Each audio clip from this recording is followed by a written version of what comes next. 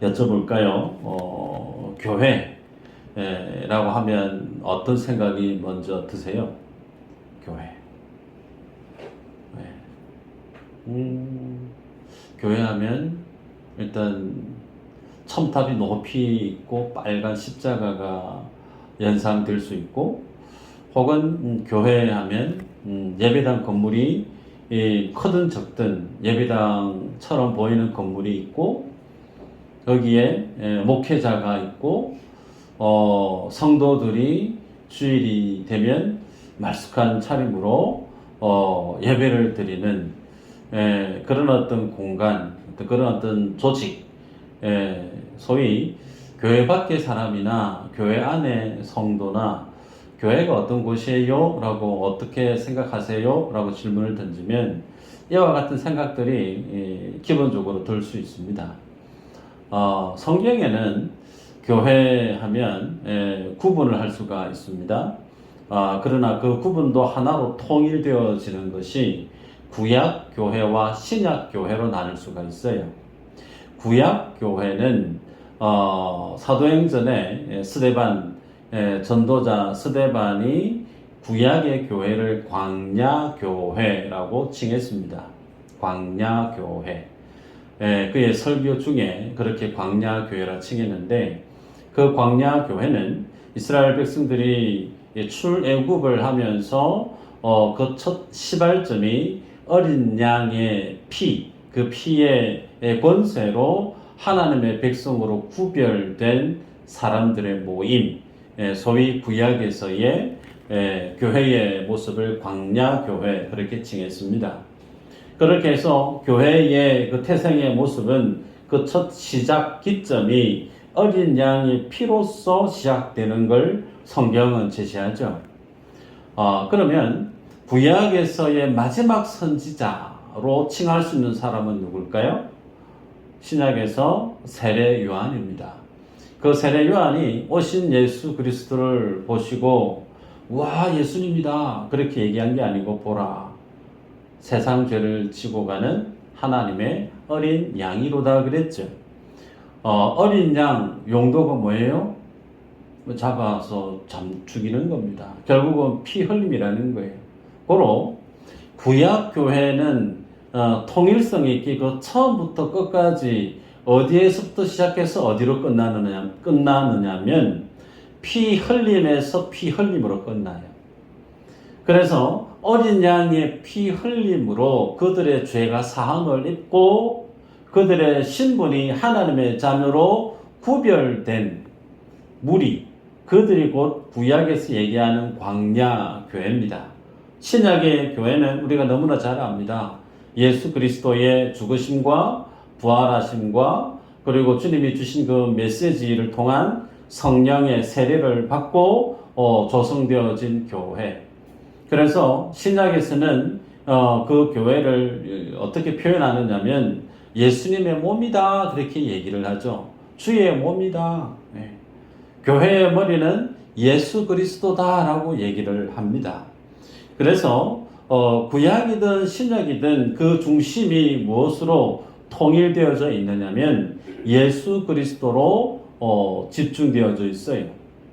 말씀을 읽어드리면 사도행전 20장 28절 이후로 여러분은 자기를 위하여 또는 온 양떼를 위하여 삼가라.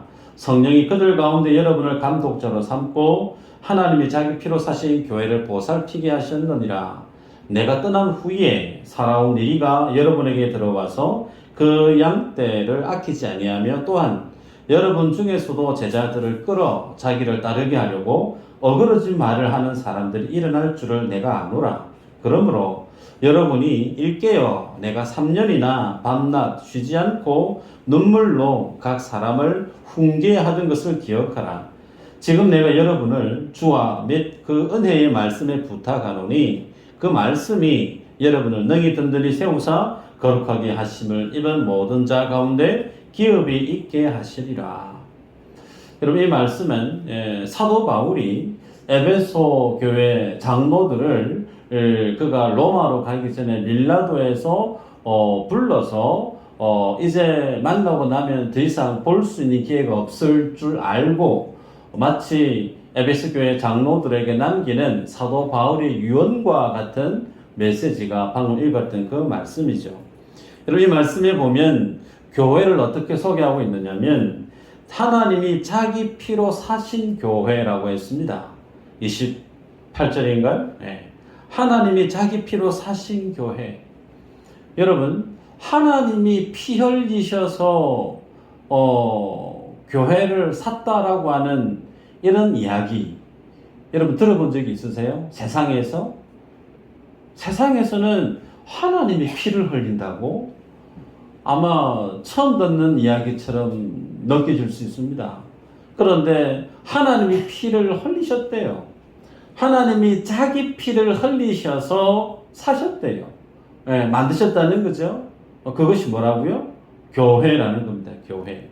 뿐만 아니라 그 주님이 피 흘리셔서 사신 그 교회, 그 피 흘리심에 대한 구체적인 내용 우리가 알고 있습니다.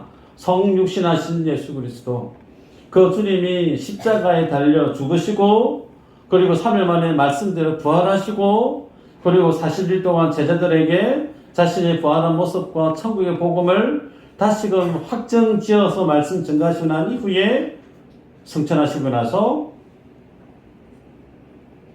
약속하신 성령을 보내셨죠.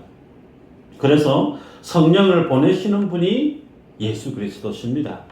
그래서 그 성령을 통해서 하나님은 지금 하나님의 교회를 세워가고 계시죠. 자, 그런데 거기에 오늘 28절에 보니까 여러분은 자기를 위하여 또는 온 양떼를 위하여 삼가라. 성령이 그들 가운데 여러분을 감독자로 삼고 그랬어요. 자, 여기에서 여러분을 감독자로 삼고, 여기에서 감독자가 누굴까요?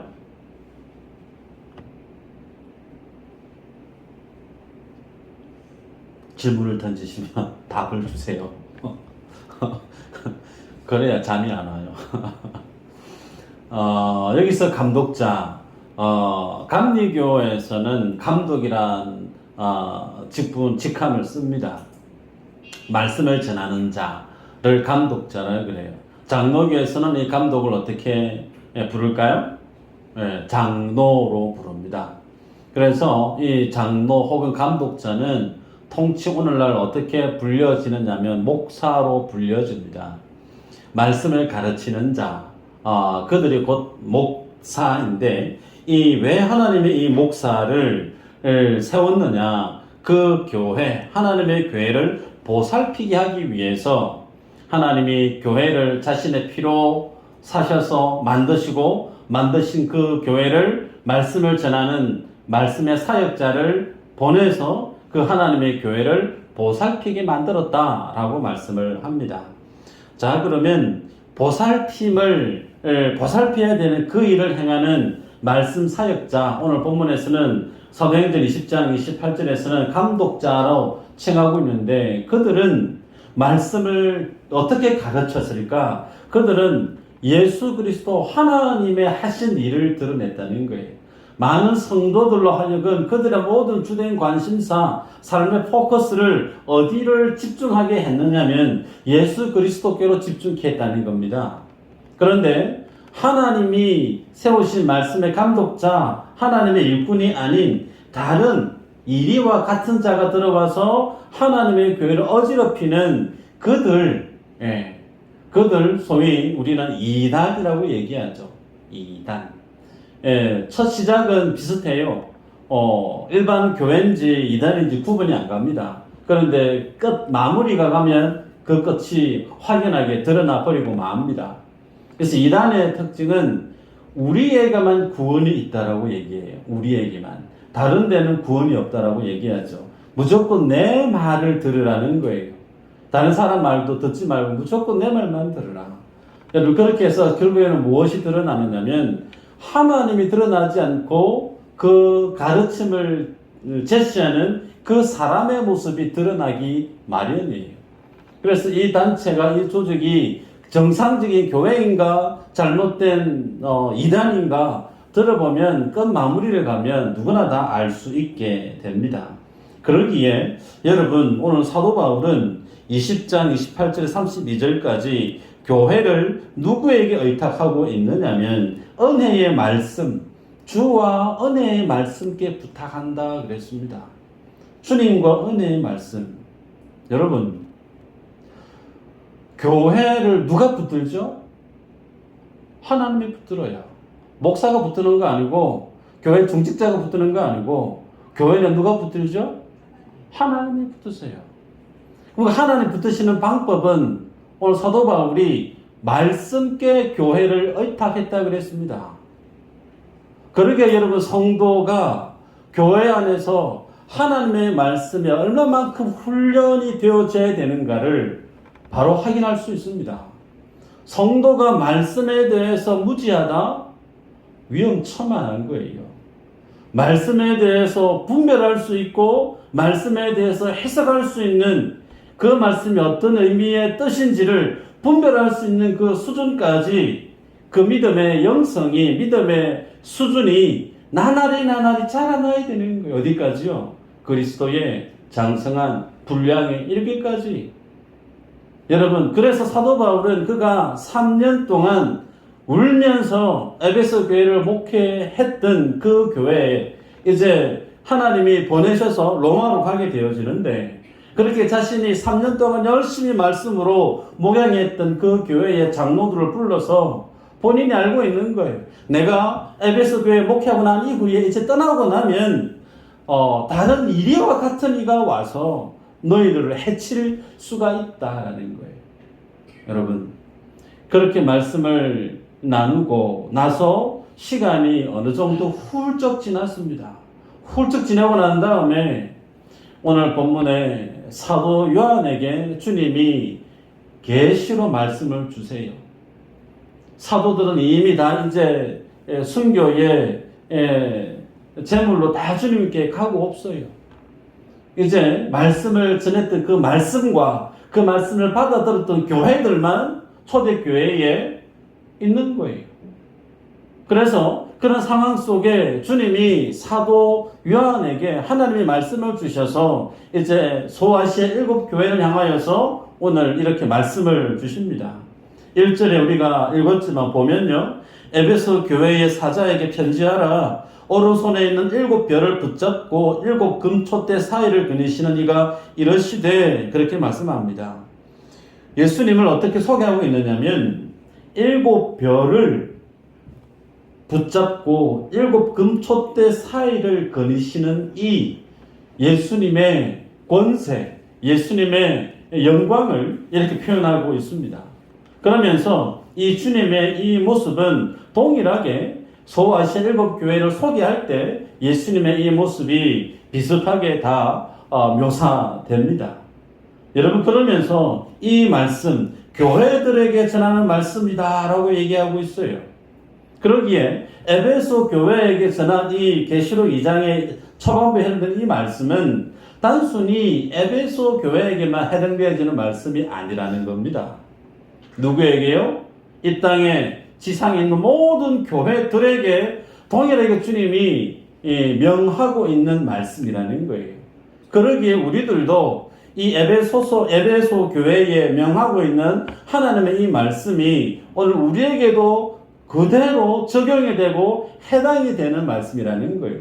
단순히 나와 거리감이 멀찍이 있어서 에베소 교회에 대한 하나님의 평가가 이러하구나 객관화시킬 것이 아니라는 겁니다. 여러분, 주님이 오늘 본문에 2절 3절 이렇게 얘기하죠. 내가 네 행위와 수고와 내 인내를 알고 또 악한 자들을 용납하지 아니한 것과 자칭 사도라 하되 아닌 자들을 시험하여 그의 거짓된 것을 네가 드러낸 것과 또 네가 참고 내 이름을 위하여 견디고 게으르지 아니한 것을 어떻게 해요? 아노라. 하나님이 아신대요. 여러분, 교회는 그리스도의 몸이라고 그랬고 교회의 머리는 예수 그리스도십니다. 그러니 교회의 머리 되신 예수님이 그 교회를 당연히 아시죠. 아멘이죠. 그러면 이 질문을 나에게 던져볼까요? 하나님이 나를 아실까요? 모르실까요? 글쎄요. 그러시면 안 되고, 교회의 머리가 예수 그리스도이기 때문에 그 주님이 미수제일교회로 내가 속해 있는 나라고 하는 교회의 모습도 주님이 당연히 아신다는 겁니다. 그 주님 앞에 숨기고 자시고 할 게 하등이 없다는 거예요. 그러기에 우리가 신앙생활을 할 때 코람데오라는 말 여러분 아시죠? 하나님 앞에서의 믿음의 삶을 사셔야 된다는 겁니다. 사람 눈치 볼 거 없다는 거예요. 사람 눈치 보고 신앙생활 하다 보면 사람 때문에 실족하는 거예요. 사람 때문에 마음이 불편해지고 사람 때문에 내 마음에 믿음이 스크래치가 생기고 교회를 다녀야 되나 말아야 되나 옮겨야 되나 말아야 되나 오만 생각을 하는 거예요. 왜 그럴까요? 하나님을 바라보고 살아야 되는데 그 주님이 나를 아신대요. 그러면 끝난 거예요. 그러면 그 주님 앞에 서 있는 나의 믿음의 모습을 주님이 다 아시기에 사람 의식하고 살지 않으셔도 됩니다. 여러분, 주님이 우리의 사정을 다 아십니다. 오늘 본문에 에베소 교회를 향한 주님이 칭찬을 하시죠. 내가 네 행위와 수고와 인내를 안다. 네. 그리고 악한 자들을 용납하지 아니한 거 자칭 사도라 하되 아닌 자들을 시험해서 그의 거짓된 것을 드러낸 거 내가 안다. 네. 또 3절은 네가 참고 내 이름을 위하여 견디고 게으르지 아니한 거 내가 안다. 여기에서 참고 견디고 게으르지 아니한 거 이익이 해당되어지는 이 말씀은 에베소 교회가 참으로 하나님 앞에서 낙담할 만한데 낙담하지 않고 낙심하지 않고 여전히 하나님 앞에서 열심으로 살았던 그들의 믿음의 모습에 대해서 주님이 계속해서 칭찬하고 있는 모습이에요. 여러분, 그러기에 그 주님이 우리 교회를 향하여서도 뭐 하실까요? 바라보시는 수준이 아니에요. 그냥 훤히 아십니다. 목사가 어떤 마음으로 목회하고 있는지, 성도들이 어떤 마음으로 교회를 섬기고 있는지, 우리 주님이 다 아신다니까요. 그 주님이 아시기 때문에 그 주님은 우리의 모든 생각과 신앙의 행위에 대해서 주님은 카운트하신다는 거예요. 뭔 생각으로 사역하고, 뭔 생각으로 봉사하고, 어떤 말로, 어떤 동기로 주님 앞에 어떤 자세로 나오는지 훤히 그 교회에 몸된 주님이시기에 너무나 명확하게 하십니다. 그래서 주님 앞에 우리가 설 때에 변명할 수가 없는 거예요. 그런데 그 주님이 에베소 교회를 향하여서 한 가지 그러면서 책망할 게 있다라고 얘기하시죠. 그거 책망할 것 있기 이전에 우리가 봐야 될 사실이 있는데요. 6절 한번 읽어볼까요? 6절 한번 읽어봅시다. 시작. 오직 내게 이것이 있으니 네가 니골라 당의 행위를 미워하는도다. 나도 이것을 미워하노라. 니골라 당의 행위를 미워한다. 여러분, 니골라라고 하는 인물은 초대교회의 집사 중에 한 사람입니다. 초대교회가 예루살렘 교회가 왕성해질 때 교회 사역을 위해서 집사 직분을 줘서 사람을 세우지 않습니까? 그때 믿음과 성령이 충만한 사람들을 선택해서 집사의 직분을 줬단 말이에요. 그런데 그렇게 예루살렘 교회 사도들이 기도하고 나서 안수해줬던 그 집사 중에 한 사람이 누구라고요? 니골라라는 사람이에요. 그런데 이 니골라라고 하는 이 사람이 어떤 역할을 했느냐? 다른 복음을 가르쳤다는 거예요. 여러분, 초대교회로 돌아가자. 얼마나 멋있는 외침이에요. 그 외침에 종교개혁의 불씨가 불타오르지 않았습니까? 그런데 그 초대교회 안에도 어떤 게 일어나고 있죠? 가장 교회의 첫째 모델이에요. 원판이 교회의 원판. 짝퉁도 아니고 가짜도 아니고 원래 원판이에요. 그 원판 안에 니골라라고 하는 인물이 들어있습니다. 그래서 성령과 믿음이 출중했던 인물로 보여서 집사라는 직분을 주었음에도 불구하고 그가 어떤 연유인지는 모르지만 사도들이 가르쳐 주었던 그 복음을 전하는 것이 아닌 다른 복음을 전했다는 거예요. 그런데 그 부분에 대해서 에베소 교회가 그 행위를 미워했다. 네. 여러분 계속 보게 되겠지만 두아디라 교회, 버가모 교회, 이런 어떤 교회, 발람의 교훈을 따랐고 이세벨의 교훈을 따랐고 혹은 니골라의 교훈을 따랐던 소위 하나님이 가르쳐 주셨던 복음이 아닌 다른 복음의 길을 걷게 만들었던 유혹했던 그 사람들, 그들 어떤 이단의 성향의 그 모습들, 소위 영적 간음을 하게 만들었던 사람들이. 그래서 우리들은 신앙 고백이 정말 중요하죠. 신앙 고백. 성도가 사도들로부터 전수되어진 이 믿음의 사실에 근거한 하나의 동일한 믿음의 고백이 중요하다는 거예요.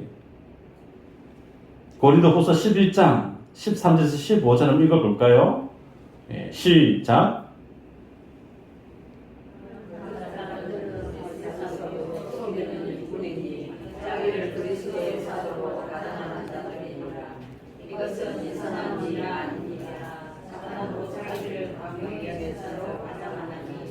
그러므로 사탄의 일꾼들도 자기를 의의 일꾼으로 가장하는 것이 또한 대단한 일이 아니니라.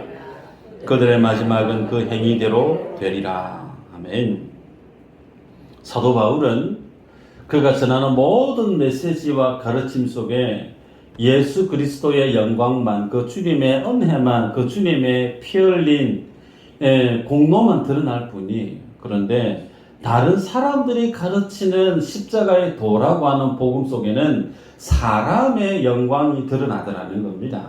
그래서 그것을 사도 바울은 광명한 천사, 거짓 사도, 거짓 교사 그렇게 표현하고 있죠. 종국에는 그들의 가르침은 하나님의 은혜, 하나님의 영광이 아닌 인간의 행위의 모습을 강조하게 되더라는 겁니다. 그런데 그런 교회들 속에서 에베소 교회는 그 모든 거짓된 가르침을 다 무엇이 옳고 그른지 드러내서 밝히 보여서 교회의 신앙의 고백을 잘 지켜냈다라는 거예요. 소위. 오늘 낮에도 신천지 분들이 밖에 그 미술공원 쪽에서 열심히 전도를 했던 모양인가 봐요. 얼마나 열심인지 몰라요.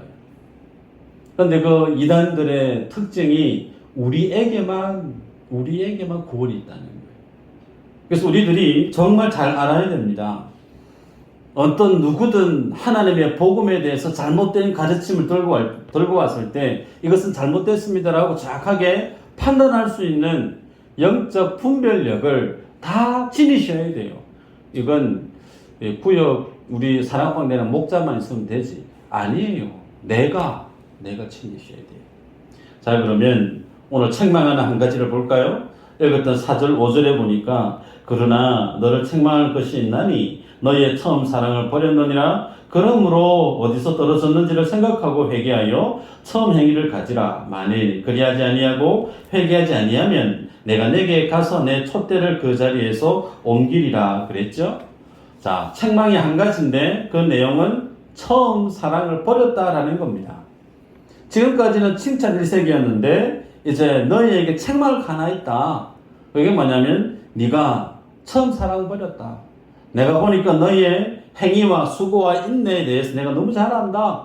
하나님의 말씀에 대해서 너희가 그 이름을 위해서 성실하고 게으르지 아니했던 거 네가 너무 잘 안다. 거짓 교사들의 가르침에 대해서 그것을 시험해서 무엇이 옳고 그름인지 드러내게 만들었던 거 정말 내가 잘 안다. 그런데 잘한 거 참 많은데 한 가지 못한 거 있다. 처음 사랑 너희가 잃어버렸다. 그거 어디서부터 잃어버렸는지 다시금 생각하고 회개하고 처음 사랑을 회복해라. 그러지 않으면 네 촛대 내가 옮겨버리겠다 그래요. 그럼 여기에서 처음 사랑이 뭘까요? 당연히 예수 그리스도를 처음 만났을 때, 그 주님을 처음 만났을 때의 사랑을 뜻합니다. 우리가 복음을 몰랐을 때죠. 여전히 내 안에 의가 하늘 높은 줄 모르고 출중했었던, 마치 다메섹 도상 앞에서 예수 믿는 사람 잡아 죽여 나아갔던 바울과 같이 그랬던 우리들이 그 하나님의 복음 앞에 딱 서보니 내가 죄인이구나. 내가 죄인이구나. 내가 하나님 앞에 원수였던 인생이구나. 복음을 깨닫고 나니까 내가 주님 만나기 전에 내 영이 죽었던 존재구나. 여러분, 성경은 하나님을 떠나버린 인생이 사망했다라고 이미 진단서를 내립니다. 선악과를 먹으면 네가 정령 죽으리라. 여러분, 선악과 먹고 났을 때 그 증상이 뭐죠? 숨습니다. 아담과 하와가 어딨노? 물었을 때 숨어버려요. 왜 숨죠? 죽은 존재이기 때문에 그래요. 하나님과의 관계가, 영적인 관계가 단절되어 버리니까 하나님의 그 거룩하심 앞에 설 수 없는 거예요. 그것이 영적인 죽음에 대한 증상입니다. 영적으로 죽은 존재는 한시적으로 살아있으나 그 육체도 반드시 죽습니다. 그런데 그 죽음의 관계를 예수님이 다시금 회복시켜 주세요. 무엇부터 회복시켜 주실까요? 영혼부터 다시금 살려내십니다. 죽었던 영혼을 다시금 주님이 믿음으로 은혜를 주셔서 죽은 영혼을 살려내십니다. 그런데 그 주님의 은혜로 죽은 내 영혼이 다시금 회복되어지기 이전에 그 모습 앞에 우리가 서게 되어지면, 야, 내가 죽었던 존재였구나. 복음을 알게 되어지면 그제야 내가 얼마나 소망 없고 내가 얼마나 전적으로 타락했고 죄악 덩어리인지, 비로소 내가 내어놓을 게 죄악의 오물 외에 내어놓을 게 아무것도 없구나 고백하게 되는 거예요. 그 주님의 십자가 앞에 그냥 머리를 푹 숙일 수밖에 없는 거예요. 여러분, 그렇게 주님 앞에 우리가 섰던 그 첫사랑, 그 주님의 사랑하심 앞에 서면 그냥 감사 외에 달리 할 말이 없어요. 그래서 우리들 속에 원수 되어졌던, 하나님 앞에서 죄인 되어졌던 우리가 연약했을 때 말할 수 없는 그 하나님의 사랑하심이 십자가에 자기 자신을 죽게 하심으로 우리에 대한 하나님의 그 사랑을 확정시켜버렸던 그 하나님의 감당할 수 없는 사랑하심 앞에 서게 되어질 때 그냥 눈물, 닭둑 같은 눈물 주룩주룩 흘리면서 그 사랑에 감동되어져서 주님 감사합니다. 주님 감사합니다. 연신, 이거 외에 할 말이 없는 거예요. 그런데 그 사랑을 에베소 교회가 잃어버렸다라고 주님이 평가하십니다. 그러기에 여러분, 이 사랑 우리 안에 있어야 되겠죠. 있습니까? 이 사랑이 있습니다. 꼭 하셔야 되는데, 만약 이 사랑이 내 안에 까마득히 기억도 안 나는 옛날 이야기처럼 들려오면 에베소 교회를 향한 책망이 누구에 대한 책망일까요? 나에 대한 책망과도 같습니다. 그러면 빨리 회복하셔야 됩니다. 회개해야 된다는 거예요. 그래서 하나님의 첫사랑을 맛본 사람은 반드시 생명의 반응이 일어납니다. 그 생명의 반응이 뭐냐면 사랑함에 있어요. 누구를요? 하나님을 사랑하기 시작합니다. 그 하나님의 영광을, 그 하나님의 의를 위해서 내가 무엇을 해야 될까? 주님이 요구하시는 그 부르심에 있어서 나의 욕심, 나의 생각을 하나씩 과감하게 내려놓을 줄 알아요. 그것이 무엇으로 드러나는가? 나의 주인 되신 주님에 대한 나의 사랑의 모습으로 드러나는 거예요. 또 하나는 그렇게 주님을 사랑하는 믿음의 고백에 살아있는 성도는 곁에 있는 믿음의 지체에 대한 사랑함도 회복됩니다. 초대교회 당시 성도들은 예수님 믿으려고 하면 생명을 내어놔야만 했습니다. 소위 유대인 같은 경우에는 출교를 각오해야 됩니다. 그 출교의 의미는 집안 식구 안에서도 버림받는 거예요. 아무리 내가 아버지가 있고 형제가 있어도 내가 예수님 믿는다고 얘기하면 너는 더 이상 내 아들, 딸이 아니라는 거예요. 나가 혼자 살아라. 사회생활을 못합니다. 그렇게 유대인으로부터 이방인으로부터 핍박을 받는 예수 믿는 사람이 길 가다가 똑같이 예수 믿는 사람을 만나게 되어질 때 그 예수 믿는 사람이 얼마나 귀하겠어요. 집에 있는 형제들보다 더 애틋한 사랑이 예수 믿는 성도 안에서 만나게 되는 겁니다. 누가 내 형제인가? 예수 그리스도 아버지의 뜻을 행하는 자가 내 형제여 자매니라. 그래서 초대교회 성도들은 서로가 정말 살을 내는 듯한 정말 전쟁에서 전우가 전우를 위해서 생명을 내놓는 것처럼 그렇게 끔찍히 사랑했던 교회가 초대교회의 성도의 모습이에요. 그 모습이 오늘 나에게 있느냐는 거예요. 내가 그렇게 주님을 사랑하는 모습이 있고 내가 그렇게 곁에 있는 지체에 대한 사랑하는 마음이 내 속에 있느냐는 거예요. 아무리 생각해도 나는 그런 사랑이 없다라고 여겨지시면 뭐 해야 될까요? 회개하라는 겁니다. 근데 회개하지 않으면 어떻게 한다고요? 내가 내 촛대를 옮기겠다 그래요. 그럼 촛대는 뭘까요? 해석이 분분할 수 있지만 대표적인 해석적 가장 많은 합리적인 해석의 근거는 말씀의 종들을 말씀 사역을 못하게 만든다라는 겁니다. 감독자를 감독 없는 교회로 만든다는 거예요. 뭐 방법은 다양하겠죠. 설교자가 그 교회에 사라지는 거예요. 그 설교자가 말씀을 돌아보고 교회를 돌아봐야 될 사역자가 없으면 그 교회는 어떻게 될까요? 폐업하는 거예요.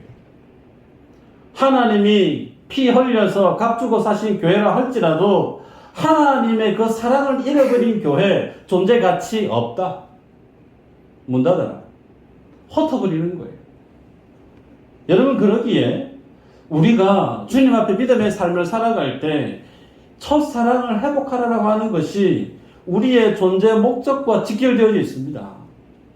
그러면 어떻게 우리가 그 사랑을 회복할 수 있을까? 실제적인 질문이 생기죠. 그 대안이 뭘까요? 사랑방이에요. 목사님 또 사랑방 또 광고하네. 광고할 수밖에 없는데 광고를 위한 광고가 아니라 이게 대안이에요. 대안이라기보다 이게 성경이에요. 초대교회가 그렇게 살았기 때문에 소그룹이 초대교회 안에서 만들어졌기 때문에 교회로 돌아가자면서요. 초대교회로 돌아가서 우리가 외쳤잖아요. 종교개혁을 통해서. 그러면 어디로 돌아가야 될까요? 소그룹으로 가야 된다는 거예요. 집집마다 모여서 떡을 떼고 가정 단위로 모여서 같이 공동체성을 키워갔던 초대교회의 그 모습으로 가는 게 그게 성경적인 교회의 모습이라는 겁니다. 그 안에서 하나님에 대한 사랑이 회복되어지고 지체에 대한 사랑을 알게 됩니다. 같은 교회에 있으면서 옆에 있는 지체의 아들내미 딸내미 이름을 몰라요. 그 아이가 자녀들이 어디서 뭘 하는지 몰라요. 모르는데 어떻게 사랑할 수 있습니까? 불가능해요. 모르면서 내가 사랑합니다. 누가 그 말을 믿을 수 있을까요? 가장 기본적인 기본이 아는 건데. 그래서 사랑방이 성경적인 교회로 하나님의 사랑을 회복할 수 있는 하나님 우리에게 제시해 놓으신 믿음의 방향성이 사랑방 사역에 있습니다. 말씀을 맺는데요. 여러분 아직까지 사랑방에 대해서 좀 개념이 덜 잡혀 있거나 내 마음 안에 참석을 해야 되나 말아야 되나 갈팡질팡 끄는 마음이 있으십니까? 첫사랑 회복하기 힘드세요. 첫사랑 회복하지 아니하시면 주님이 교회 문 닫아라. 그렇게 말씀하고 있어요. 그러기에 사랑방은 해도 되고 안 해도 되고 시간 나면 가고 시간 안 되면 못 가고 안 가고가 아닙니다. 우리 삶에 어느 정도로 중요한가? 하나님이 몸된 교회의 주인 되신 주께서 교회를 해체해버리든지 교회를 다시금 힘 주셔서 은혜 주셔서 더 왕성한 교회를 세우든지 그 교도부가 사랑방 사역에 결부되어져 있다는 거죠. 그러게 여러분이 이제 사랑방 사역에 여러분이 애착을 지니셔야 됩니다. 집중하셔야 돼요. 그 속에서 형제에 대한 사랑이 내 속에 뚝뚝뚝 떨어져야 됩니다. 기도 중에 그 집안의 안타까운 소식을 듣게 되어지면 기도하고 싶어서 새벽에 나오셔야 되고 새벽에 못 나오시는 분은 밤이라도 교회 문 열고 들어오셔서 사랑방 식구들에게 안타까운 문제를 두고 기도하는 모습이 일어나야 돼요. 누구부터? 목자들로부터, 부목자들로부터 나오셔야 돼요. 그게 사랑하고 있는 제대로 된 교회의 모습입니다. 그런데 많은 교회가 성경적인 교회로 나아가는 것을 포기해버립니다.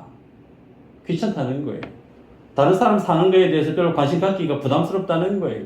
심지어는 내 삶의 내용 뚜껑 열어서 다른 사람에게 보이기도 부담스럽다는 거예요. 적당히 적정선을 지키면서 더 이상 가까이 오지 마세요.